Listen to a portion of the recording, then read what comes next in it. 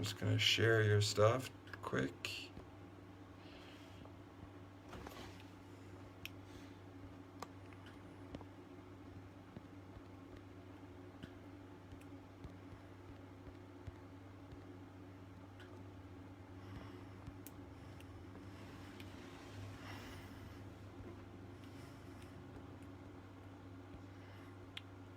All right, Del, if you want to start leaning into a little bit of introduction. Sure. We all good? We're good. Hello, Podcast Nation. Here doing another video, checking in, seeing how things are going. This is the Recovery Atheist, and I'm here with my boy JR. That's right, the Brothers 2 Live. Brothers 2 Live. Just want to give out a shout out to everybody for viewing, for seeing our videos, all the attention and love, the straight up love that you're giving us today. And I'll do my quick little trademark. I am so happy that you've decided to join us today. So today we've decided to do one more video, at least for me. I don't know what my homeboy over here is going to do for the rest of the night, but I'm going to get one more video in before going home. And oh, you know me, I stay in the office. Yeah, you're part of the woodwork here. But I'm going to go home and have me some nice relaxation after this. Well, you've been working all day too. Yeah, one job to come here and do the job I really love. Yeah. This isn't a job, really. That's a beautiful thing. Yes. So what are we going to be talking about today, Del? All right, Bacon, so the one and only Recovery Atheist. Yeah, my name is Del Bacon. Del means the. That's a great fucking last name. In Spanish, it's the. Del is. Del. So he's Del the Taco, bacon. Del Taco. So I'm not the bacon. I am the bacon. One and only. Anyway, so our topic today is going to be our favorite books. Our favorite authors to go along with that. Favorite books and authors that we have and what they mean to us, what we enjoyed about them. So it's kind of like a little bit of a book review. Maybe getting some information out to some people out there that might be interested in, you know what, I haven't had a good book lately, so maybe we need to find a good book to read. Well, maybe the viewers can give us some of their favorite books also after the show. So if you're interacting with us, are we able to do that? Yeah. We can get actual comments from them, so totally. We can read books that they suggest. 100%. So please, if you're able to do that, if you want to give us comments that way, we would really appreciate it. I always text, email, comment right in the live chat boxes on his Facebook account, my Facebook, our Instagram. Always interested in a good book. Always. All right, Del. So I'm actually interested in hearing what your favorite books are, to be honest with you. I'm really curious to hear this because I have my list I want to share with you all, which is my top 5. And I'm going to lean into his, though, first. Del, let's start with a couple of your favorite books and why. Let's go one at a time. I'll actually lead in. Sorry. I'll give you a minute to think about that. It's all about you. Number 1 favorite book of all time, The Dalai Lama, Art of Happiness, is my favorite book. And here's the why. You can sit over there and think about your books now and why. I'll give you a minute. Because Art of Happiness, Dalai Lama, is all about humanism and just being connected to other people. The general theme of the book is how, as individuals, we're so dependent on connecting with other humans and developing a human kind of relationship and connection that it's about coming together, sharing our stories, developing common ground, and being vulnerable and true with other humans, and being as intimate and deep as possible with strangers. And I think that's really interesting because when I got to reading the book, I was like, wow, the reason I've been able to do so much and travel all over the world and be alone and be comfortable in solitude, which is amazing, is because of my willingness to share my scars, my weaknesses, my vulnerabilities, my flaws with strangers. I'll go up to a stranger and I'm living in Hawaii and be like, hey, how are you? What's your story? And I'll share my story, they'll share their story, and then instantly I feel like I'm with someone because I'm being intimate by being vulnerable and authentic and real. And I think that's what I took a lot from that book. So number 1 book of all time for me, The Art of Happiness, AOH, by the Dalai Lama. Dalai Lama. That's my favorite book. So I would highly recommend it. I was actually going to start AOH housing. I have a concept in the future where people use that book with meditation to find happiness. So that's my first one. Del, what's your first favorite book? Well, first off, I just got to say is I'm disappointed in myself because I have not yet read that book. Ouch. Anyone, highly recommend. Art of I know Happiness. a lot about the good old Lama. He's probably, besides Gary Vaynerchuk, he's man. probably my favorite human. Do you know he might be the last of the great Dalai Lamas? He is the man. I would say if I had to pick anyone in the world, I would pick him as the man. Right? Right. Well, I'm going to go with someone who is kind of like a Dalai Lama to me. Someone who has helped me become the man that I am, definitely he was the first book that I've read to put me in the position I'm at when it comes to podcasting. And that's The God Delusion by Richard Dawkins. Now, a lot of people don't maybe know who Richard Dawkins is. Bring them some value.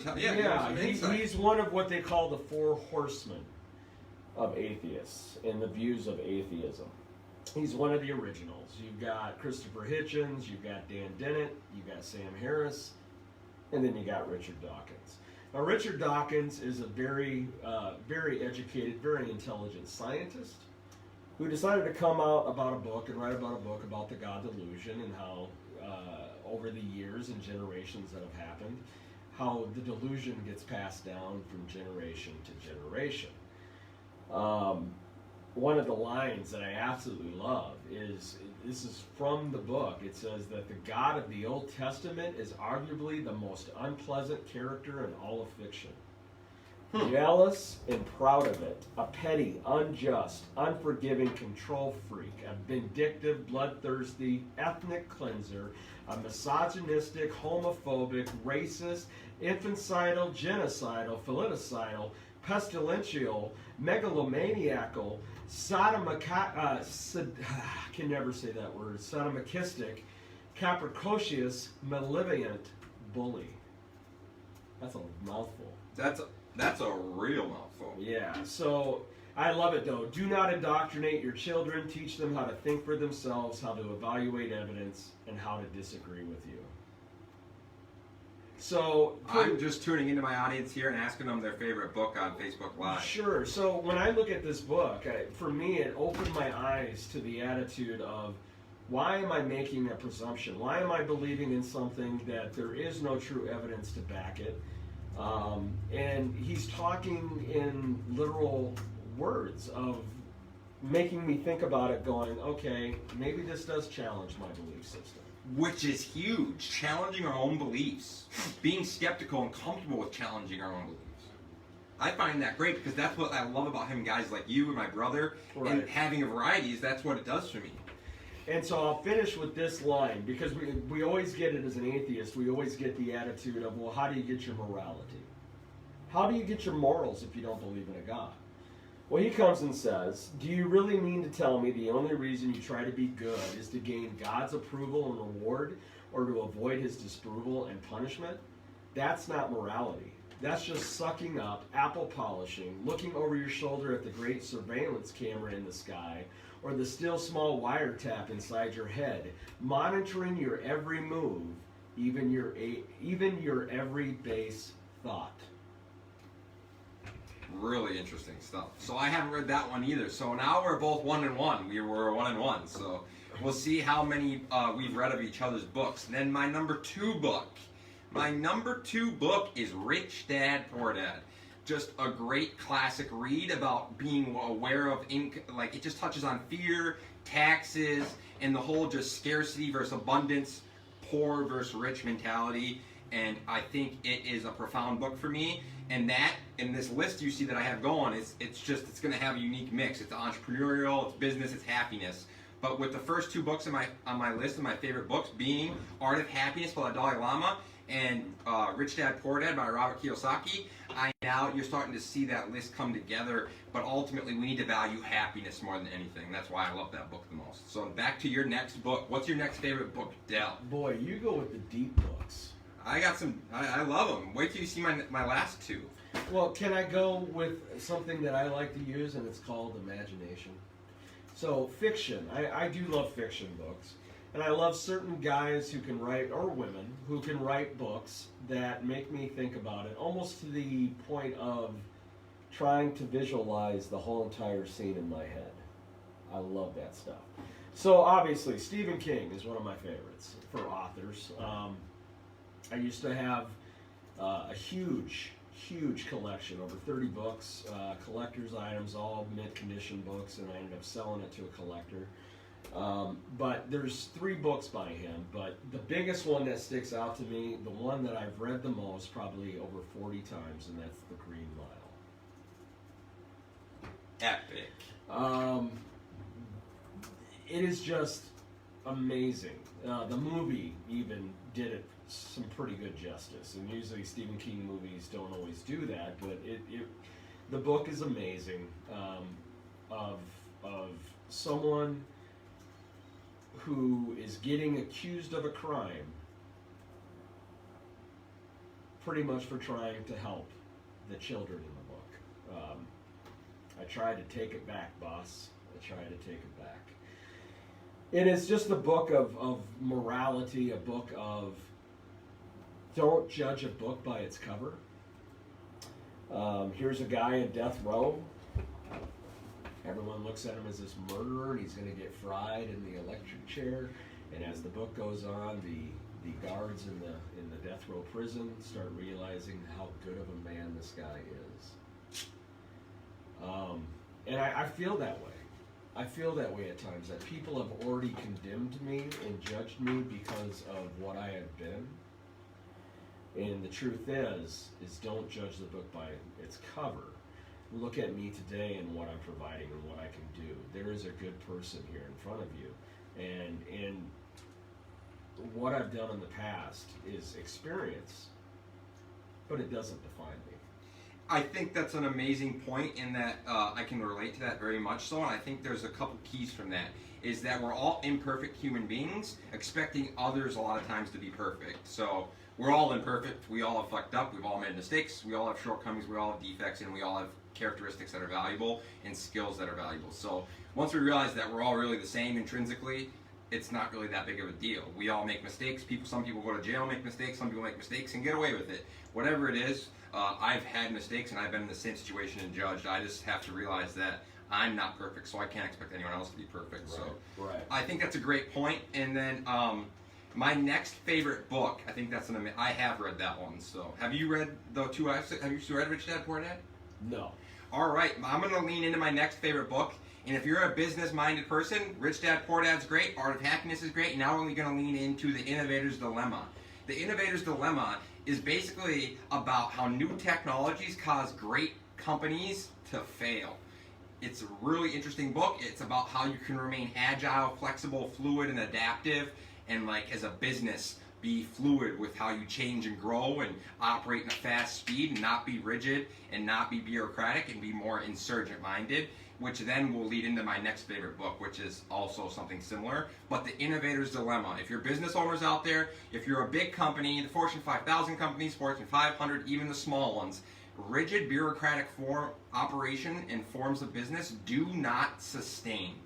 There's 2 forms of innovation. One is sustainable and one is disruptive, and rigid bureaucratic businesses are not sustainable.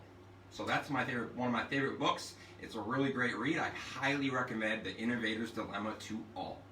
Well, you look at all the companies out there technology-wise, like Nextel. Apple, IBM. Yeah, I mean, you look at it, if they're not on the brink of some new innovation that's needing to come out, then you become a dinosaur. You're prehistoric. You won't exist. You will not survive if you don't merge with technology. So guess what, people? Things change, times have changed, and you better be willing to go with that change. So what's big now? Podcast, all these things. So get fluid with it. Just 5 years ago, this was nowhere near what it is right now. It's not in it. Yeah, and now podcast is easier to listen to. You can tune in with us anytime, anywhere. You can stream us. Like, you don't have to tune in. We're live all the time also. So you can tune in. We make it when you listen to a podcast, it's flexible. Just think why people like it. It's fast, fluid, flexible. All the things we lead into are because they're fast, fluid, and flexible, and they remove friction from our lives. So that makes sense. And it's authentic. There is no script here. None. It is just us just going off on the fly with what we're feeling in that moment. and it's a beautiful thing. And anyone can do it now in America. You could have your own radio show and TV show just like us. We have a radio and TV show just like us right here. So that's why I can find that interesting when you look in and lean into why the podcast is getting so big. It correlates a lot with that Innovator's Dilemma, which is written by, I believe it's Clayton Christensen. Yeah, it's Clayton Christensen. So the Innovator's Dilemma, I recommend it. It's a must-read. It's when big companies fail due to new technologies and great firms collapse. So that's why we got into the media industry. That's why I'm doing what I'm doing, is because I want to bring rigid bureaucratic businesses this insight and the perspective. A lot of times they're not going to listen, they're just going to pass. But ultimately, if rigid bureaucratic businesses start to operate more insurgent-like and pay attention to their customer, advocate for the customer, give their frontline employees power, be ownership mentality, all of these characteristics, be adaptive, be testing and measuring and observing through empirical concepts. If they do these things, their business is going to thrive and flourish. But ultimately, it is not sustainable to operate rigid in a bureaucratic fashion. No. You will not sustain. It's been proven. Not. They collapse. They all collapse. It's been proven. Well, talking about being rigid. My next book that I'm going with, I found this book while I was in treatment just a couple of months ago. It was on the bookshelf, and I picked it up. I had seen that there was a movie on Netflix. I never watched it. It's got, is it Frodo? Whatever his name is. The actor Frodo from the Twin Towers, all the Lord of the Rings.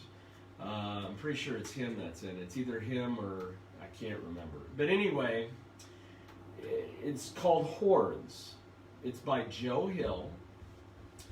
It is a very dark, interesting book. It's just interesting. So pretty much to start, just to give a little bit of a summary, at least to get your idea on it, he has a drunken night because he's depressed of his girlfriend who had committed suicide.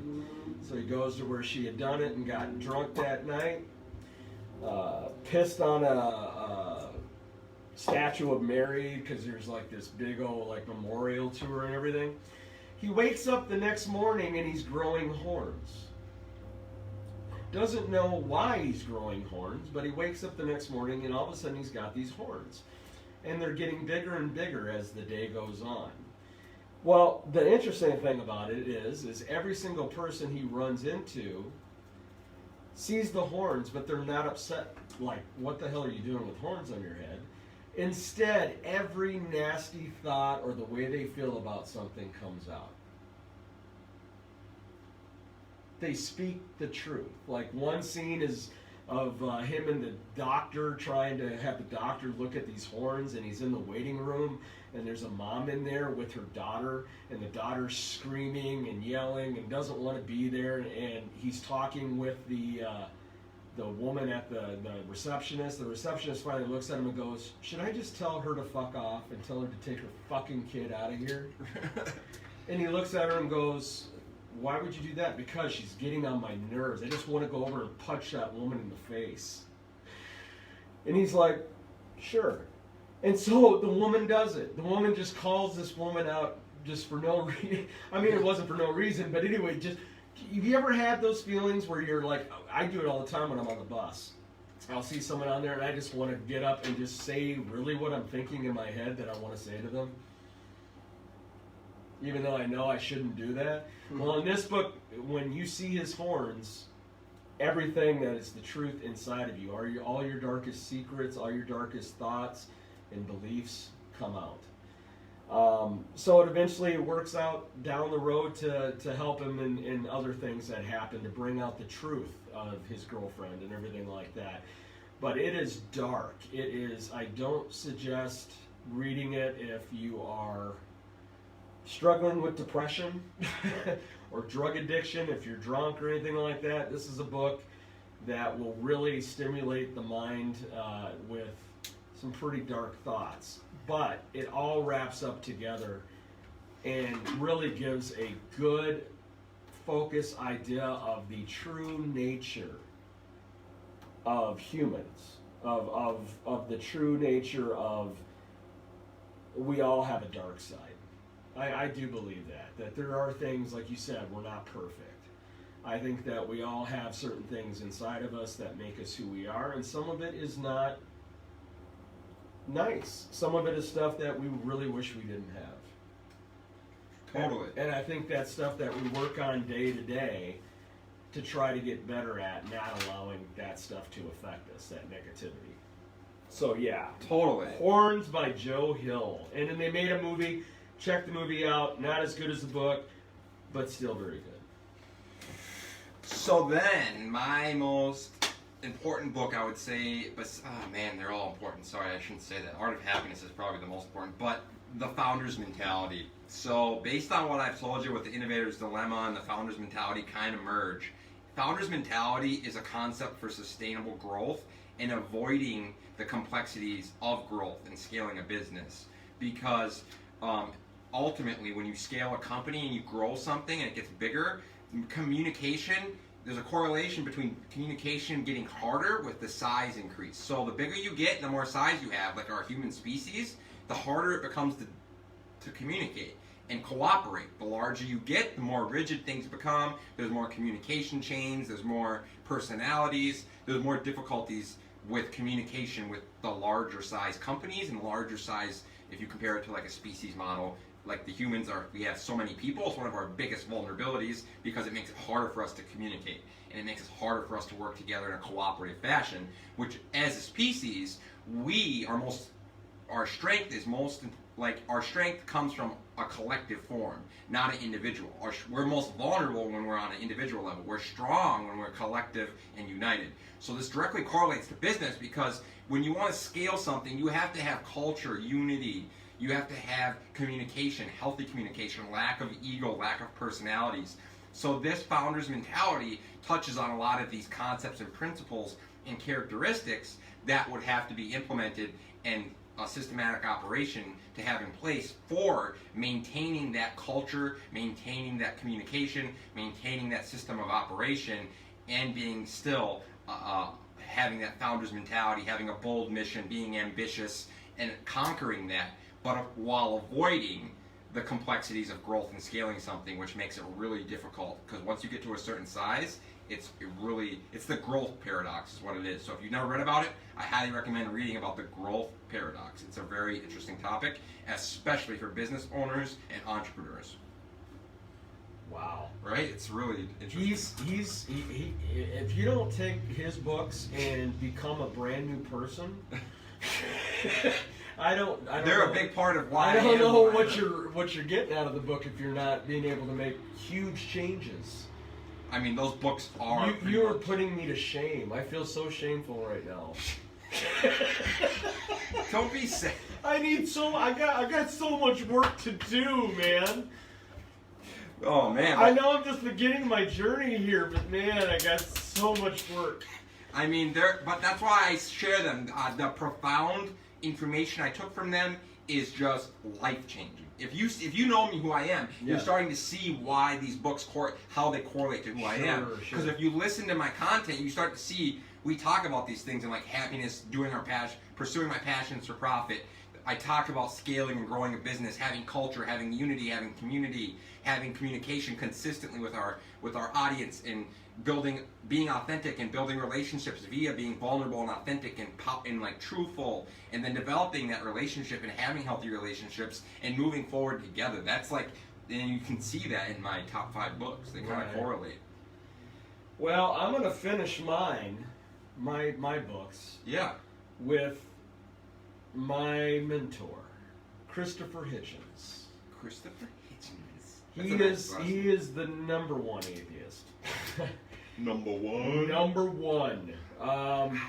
He's got a book that is amazing, and you need to check it out. It's called God Is Not Great: How Religion Poisons Everything. This book is all about how growing up as a child, being indoctrinated, going through religion, how it can poison how you view politics, view child raising, view work relationships. It gives you biases. Yeah. Oh yes, and so Skewed. Like again, Heavily skewed. I'm big into the morality thing. So like Sam Harris has a new book dealing with morality that I'm going to be Fucking picking love up. that guy. Yeah, so I'm going to be picking that one up, just dealing with science and morality and what it is, and that we have morality even without God. And so he says human decency is not derived from religion, it precedes it. It was already there before religion was there. Human decency? Yeah, we knew right from wrong before any kind of a God was in play. 100%. We are naturally wired to do good. Whether people want to believe that, the media doesn't want us. But there's a fucking shit ton of good going on. And then this is my favorite quote from it, and I live by this. This is That's L-I-V-E. If you look at my Facebook page, it's L-I-V-E. under my bio. That it's the saying there. It says, What's your Facebook page? my Facebook page, it's called the Recovery Atheist. There we go. And what were you getting? Sorry, I didn't want to Well, and I've also got a group that's set up through that. My own little private group called the Recovery Atheist. Check it out. We're going to have some swag coming soon. My YouTube channel, the Recovery Atheist. Check that out as well. And the Instagram and the Twitter. Instagram and the Twitter. I mean, I'm just flowing with that. Lots of swag. But anyway, when it comes down to it, this is truly how I believe what Christopher says here. What can be asserted without evidence can also be dismissed without evidence. Think real hard about that. Well, that's as simple and straightforward and direct and factual as possible. So, if you can portray something, go ahead. That's a really great point. I mean, if you can sit there and say there's a God and assert that without evidence to show forth what it is, I can sit here and dismiss what you say without any evidence to prove it to you too. This all comes right back into our last episode. Great job there, Del. With fictional storytelling. If you can just portray something and give it, and people believe in it and give it value, all of a sudden you have a shit ton of fucking power. That's why I think it's crucial to watch the Book of Eli and realize what he's bringing. He's bringing light to a very critical point, which is where we blindly put our trust and faith and where we blindly put our loyalties in, like, all that. It's really a great point, Del, and that's why I'm such a huge fan of shining a light on that. And that's the biggest thing about it is one of the things that tick off the Christian, especially in debates, a lot, is when you go to them and say, is God real? Or you ask them a question, or they ask you a question, and you come back and say, I don't know, or you dismiss them on what they're saying is true by saying, I don't know, or there's no evidence for that. Well, prove it to me that there's no. I don't have to prove it because you haven't proved. The responsibility of the Christians is to show evidence, and the only evidence they can show is their faith. So that's why I love the idea of empiricism. So at Weirman X Media, this is exactly what we do. So we have measurable, repeatable results of media content creation that provides interaction. So what you do is you release content and you're using qualitative and quantitative measuring to develop evidence that is going to be successful. So if you're using a case study, for example, on my page, I look at what videos, what photo carousels with music, and what content does the best. And it just so happens to be that content with intellectual insight does the best. And I am basing everything that we release and provide based on evidence. Qualitative and quantitative measurable results that come from testing and developing what I'm releasing and then focusing on leaning into that content. So it's really interesting if you look at that, how you can operate and lean into and let the marketplace and your audience decide. Me and my brother talked about this earlier today. You can let the audience decide. Just release, and then measure, test, and measure, and then you see, oh, this is doing well. Let's do more of that. So many businesses are not giving their audience what they want. They're just releasing what they egotistically think they should make because they think they have the answer for what they should put out for their brand to develop more business. When really, you just got to listen, measure qualitative and quantitative evidence via the platforms you're sharing on, and then you can really focus on leaning into those. So I think evidence is everything in life that we do should be rooted in science and evidence. Definitely. Evidence. Definitely. So I love this one too. To choose dogma and faith over doubt and experience is to throw out the ripening vintage and reach greedily for the Kool-Aid. I want extra sugar in my Kool-Aid. It's literally, you're giving up the good things in life for something that has been cheapened over the years and years.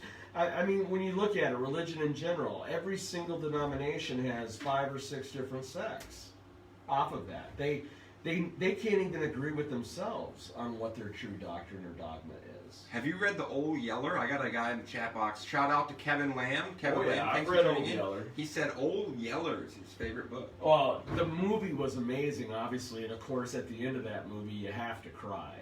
You ever seen it?